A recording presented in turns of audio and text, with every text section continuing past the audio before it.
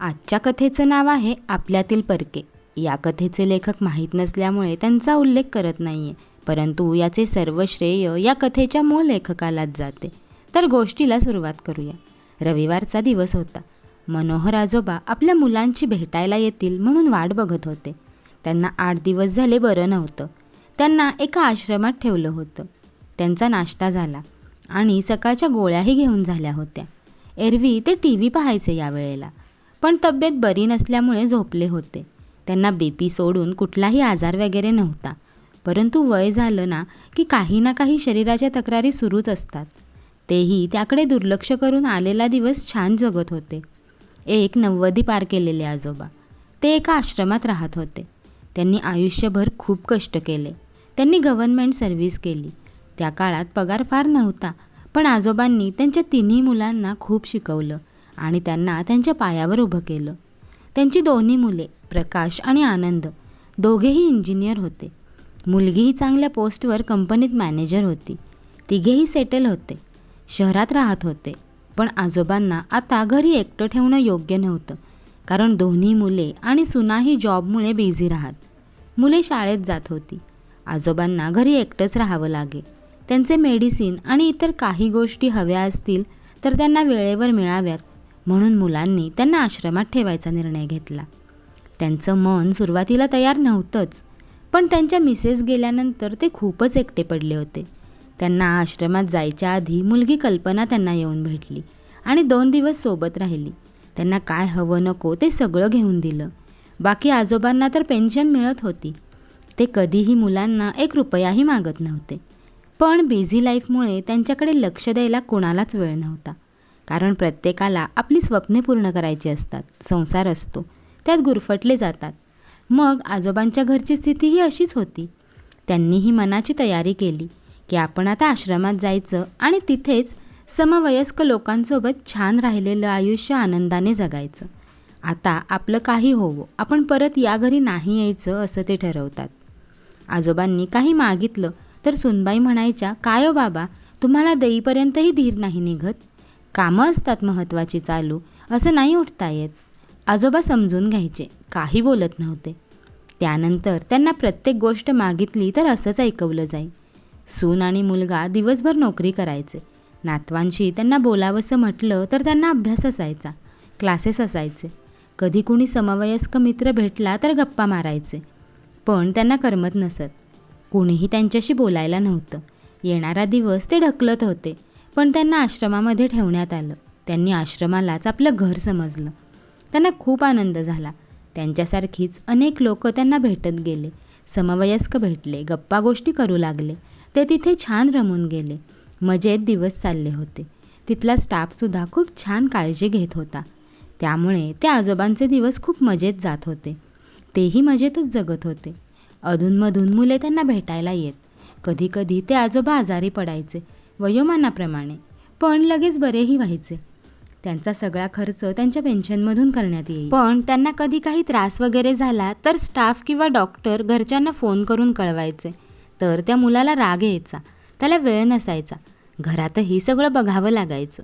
मुलगीही तिच्या संसारात आणि जॉबमध्ये बिझी होती. आजोबा खूप समजदार होते. ते कुणी भेटायला नाही आले तरी समजून घ्यायचे. त्यांची सर्वांशी मैत्री झाली होती. स्टाफला ते खूप हसवायचे, म्हणून प्रत्येकालाच लळा लागला होता त्यांचा. ते सर्वांना आवडायचे. असेच दिवस चालले होते. ते थोडे आजारी होते. अशक्तपणा जाणवत होता, म्हणून आपल्या मुलाची वाट बघत होते. तो महिना झाला आलाच नव्हता. त्या दिवशी आजारी असताना ते झोपले होते. त्यांना आपल्या मुलाचा आवाज कानी पडला. त्यांना मनाला धीर आला. छान वाटलं. आपला माणूस सोबत असला ना, कुठलाही आजार असू देत, एक आधार मिळतो, लढण्याची ताकद मिळते. त्याच दिवशी थोड्या वेळाने त्यांच्या खोलीशेजारीच त्यांना बडबड ऐकू येत होती. ते गाढ झोपून गेले होते, परंतु पुसटचा आवाज येत होता. हे दुसरे तिसरे कुणी नसून त्या आजोबांचा मोठा मुलगा आणि सुनबाई होत्या. डॉक्टर आणि नर्सला ते बोलत होते, अहो, त्यांना बरं नाही आहे ना, तुम्ही त्यांची ट्रीटमेंट करता, काळजी घेता, हे सगळं ठीक आहे, पण त्यांचंही आता 90च्या पुढे वय गेले. कशाला तुम्ही जास्त ट्रीटमेंट करता, त्यांचं आयुष्य वाढवता? यात आमचाही वेळ जातो. मुंबईवरून पुण्याला येणं आणि त्यात आम्ही सगळेच नोकरी करतो. आम्हालाही फारसा वेळ नसतो डॉक्टर. डॉक्टर आणि नर्स शांतपणे ऐकून घेऊन त्यांना समजून सांगत होते, पण ते लोक त्यांचंच म्हणणं मांडत होते. त्यांचं मत होतं की थांबवा आता हे, या सगळ्यात पैसाही जातो आणि आम्हाला वेळही नसतो. ते आजोबा इतके दिवस छान जगले, आता पुन्हा त्यांचं आयुष्य कशाला वाढवता? एवढी ट्रीटमेंट का करायची? त्यांचं वय झालं ना आता. पण डॉक्टरांनी त्यांना सांगितलं, तुम्हाला बाबांची ट्रीटमेंट नसेल करायची तर राहू द्या, कारण कुणाही व्यक्तीला काही त्रास होत असेल तर आम्हाला ट्रीटमेंट अशी अर्धवट सोडता नाही येत.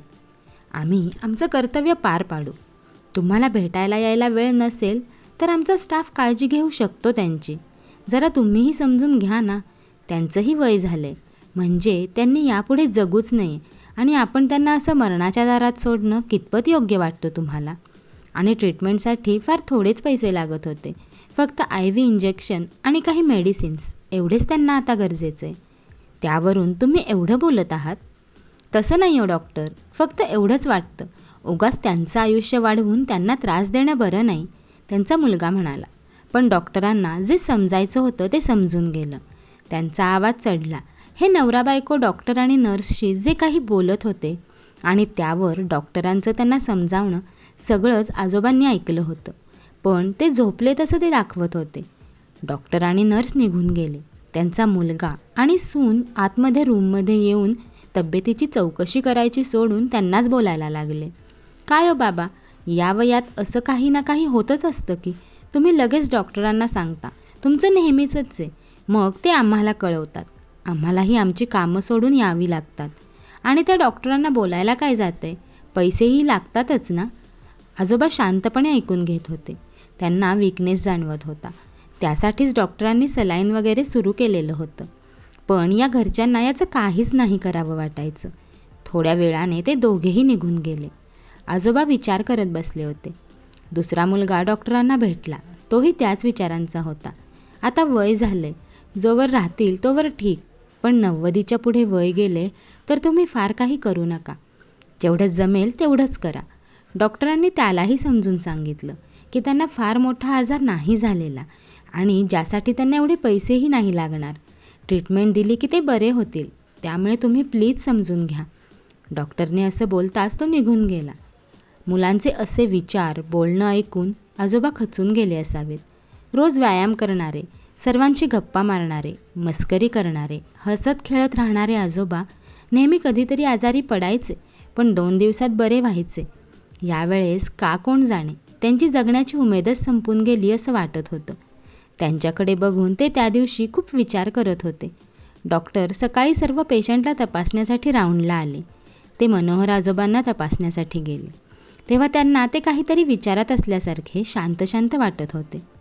डॉक्टरांनी त्यांच्याशी बोलण्याचा प्रयत्न केला. डॉक्टर निघाले. तेवढ्यात त्यांनी थांबवलं.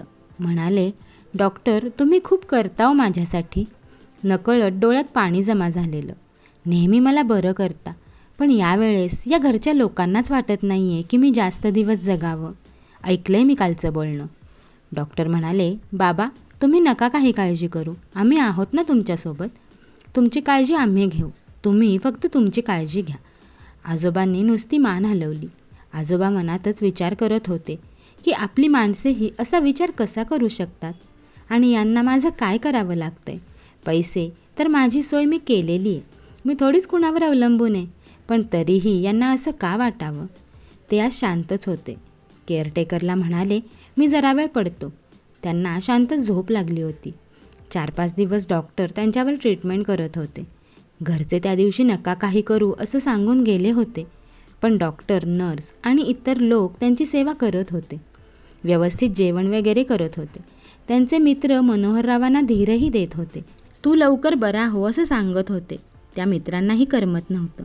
8 दिवस होतात. कुणाशी आजोबा फारसे बोलले नव्हते आणि फिरले नव्हते. त्यांना परत पहिल्यासारखं छान व्हायचं होतं, आनंदात जगायचं होतं. वय इतकं होतं पण खूप ॲक्टिव्ह आणि पॉझिटिव्ह विचारांचे. सर्वांना मदत करायचे. त्यांना आता ट्रीटमेंटमुळे एका बेडवर झोपून कंटाळा आला होता. त्यांच्यात आत्मविश्वास होता. खूप सहनशील होते ते. डॉक्टरांनीही त्यांना धीर दिला होता. ते बरे झाले. सगळ्यांना भेटले. त्यांना खूप आनंद झाला. पण मुले वेळ नाही म्हणून अजूनही भेटायला आली नव्हती. त्यांनी त्या दिवशी मुलाला असं बोलताना ऐकलं होतं. ते बोलणं त्यांच्या खूप मनाला लागलं होतं. त्यांच्याकडे पैसा खूप होता, पण असं माझ्यासारखे इतरही लोक असतील ना, त्यांना काय वाटत असेल? त्यांना या गोष्टीचं खूप वाईट वाटतं. आपण कुणावर अवलंबून नसावं. तेव्हा आजी आजोबा डॉक्टरांना सांगून त्याच्या घरच्यांना बोलवतात, त्यांच्या वकिलांना बोलवतात आणि विल बनवून घेतात. त्यांची सर्व मुले आणि त्यांची काळजी घेणारे डॉक्टर असे सर्वजण तिथे असतात. ते सर्वांना बोलवून घेतात आणि सांगतात, माझ्या मृत्यूनंतर माझी सगळी प्रॉपर्टी आणि जे काही पैसे असतील ते आश्रमाच्या ट्रस्टच्या नावाने करतात.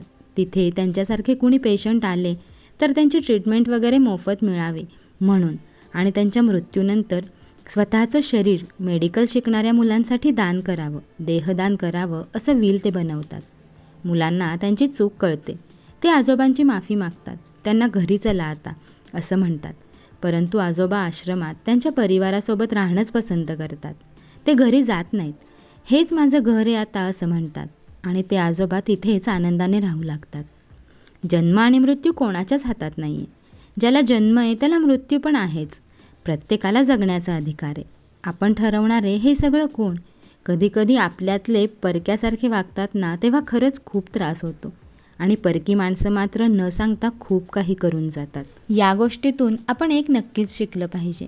जे आपल्यात राहून आपल्याशी परक्यासारखे वागतात ना, ते आपण वेळीच ओळखलं पाहिजे. म्हणजे आपल्याला होणारा त्रास तरी कमी होईल.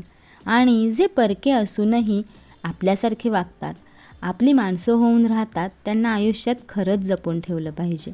अशी नाती खूप अनमोल असतात. जर तुम्हाला ही गोष्ट आवडली असेल तर लाईक आणि कमेंट करायला विसरू नका.